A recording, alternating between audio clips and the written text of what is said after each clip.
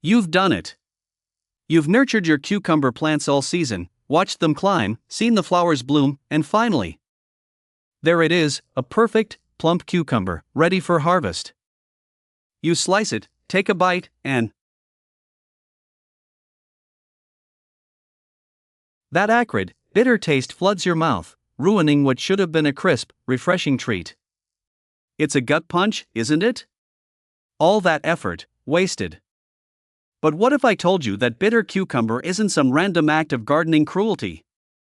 It's a direct message from your plant, and once you understand its language, you can banish bitterness from your garden forever.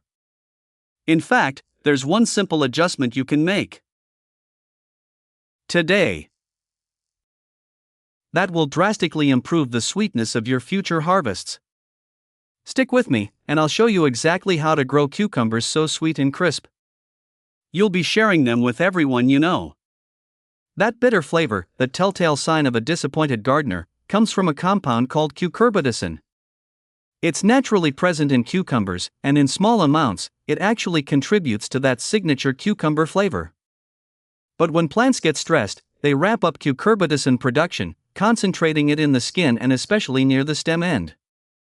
Think of it as the plant's defense mechanism. In the wild, it deters pests and animals from munching on them. In your garden, it just deters. The good news is, we can control those stress factors. It's not about magic, it's about understanding what your cucumber plants truly need, especially when the summer heat really kicks in. This isn't just theory. I've been growing my own food for over 30 years, and I've had my share of bitter bites. But I've also learned the secrets to consistently sweet, crunchy cucumbers, even in the hottest, driest parts of the season. The single biggest culprit behind bitter cucumbers, especially in late summer, is inconsistent watering. Cucumbers are thirsty plants, about 95% water, and they need a steady, deep supply to thrive. When the soil dries out, even for a day or two, especially during fruit development, the plant goes into panic mode. It thinks it's under attack, or that its life cycle is ending, so it pumps out cucurbitacin to protect its seeds. This isn't just about giving them some water, it's about giving them the right water in the right way. You want to aim for at least 1 inch to 1.5 inches of water per week, delivered slowly and deeply. This encourages the roots to grow down, seeking moisture, rather than staying shallow and vulnerable to quick drying. For my raised beds, I rely heavily on drip irrigation or soaker hoses. This method delivers water directly to the root zone, minimizing evaporation and ensuring consistent moisture without wetting the foliage, which can lead to fungal diseases.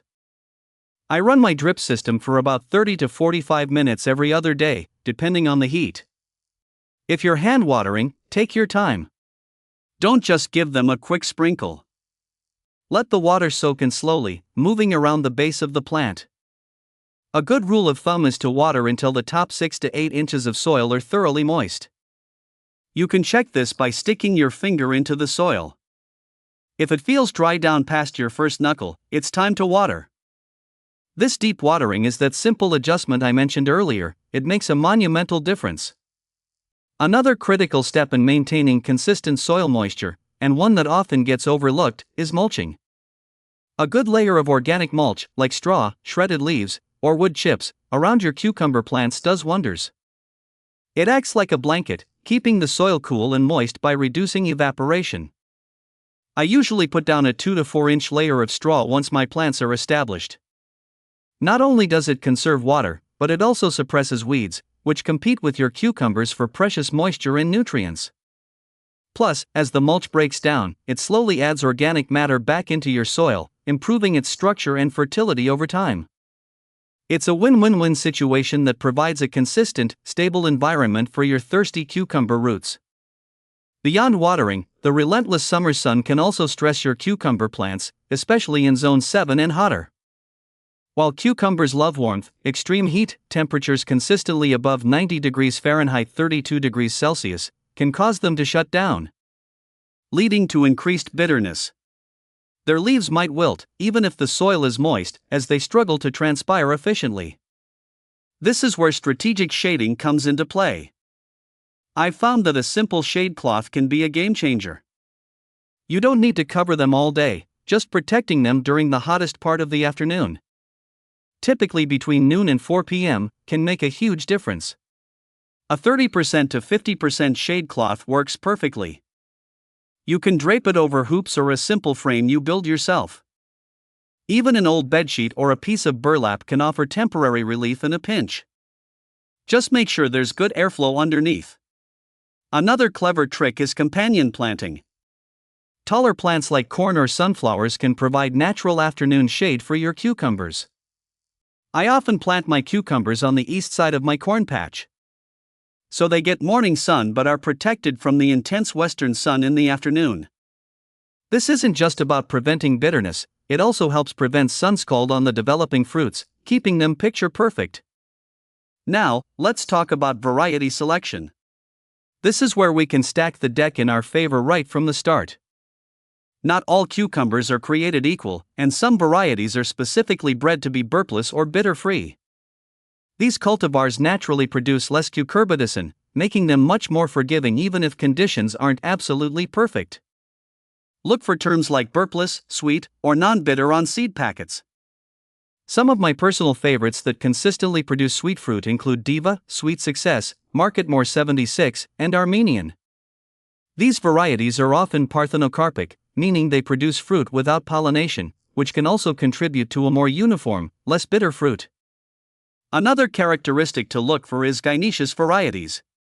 These plants primarily produce female flowers, which means more fruit and often less bitterness. Many of the modern hybrid cucumbers fall into this category.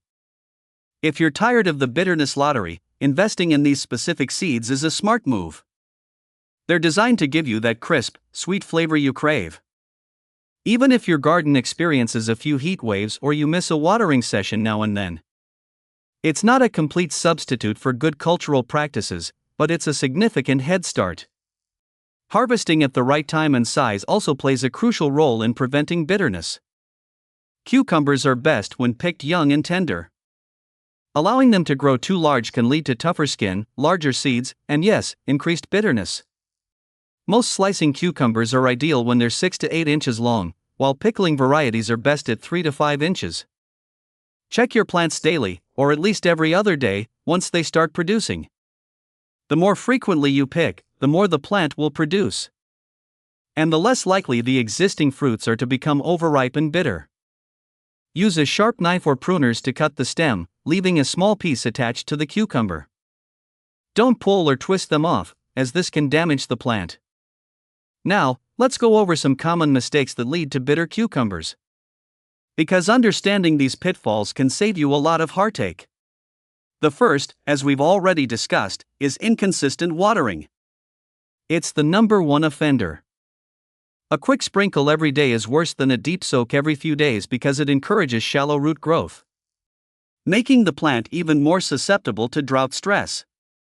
Aim for deep, infrequent watering. Another mistake is planting too late or too early for your zone.